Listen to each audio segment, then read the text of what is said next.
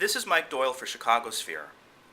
On Monday, in these pages, I wrote an article about the Sun-Times Union rejecting concessions that were demanded by the group of investors that are hoping to purchase the Sun-Times and thus save it from closing down and all of its reporters and other employees being out of work. In that article, I talked about something that I call journalistic hubris, which is when journalists believe that they can do no wrong and as a result take actions detrimental to their field. Also on Monday, I wrote about an article that Michael Miner of the Chicago Reader wrote last week.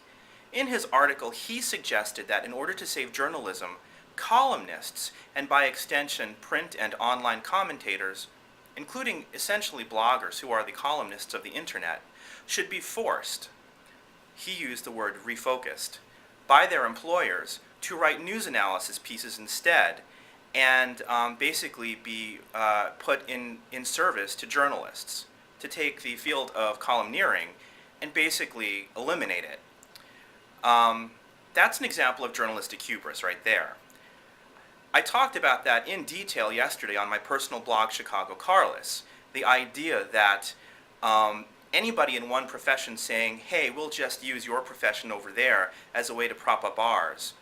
Let's just ignore the consequences to you and your own career. It's a little laughable. Here's what happened next. One after another reporter left comments on Chicagosphere and Chicago Carless and Huffington Post Chicago, where I also discussed this story, telling me that I was wrong. It's very interesting, though, whenever a reporter tells somebody that they're wrong these days when you're talking about the future of media, it generally goes like this.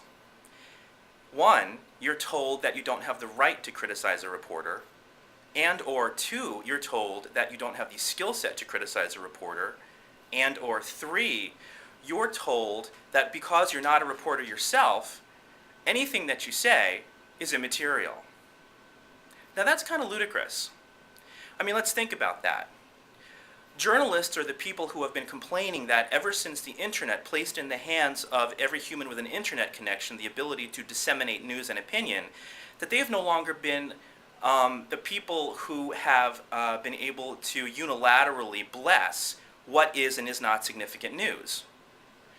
For them to say on the one hand that we should put right back in their hands, which of course will not happen because of the internet, the role of cultural gatekeepers, while at the same time saying that they are the only ones allowed dissent, is crazy.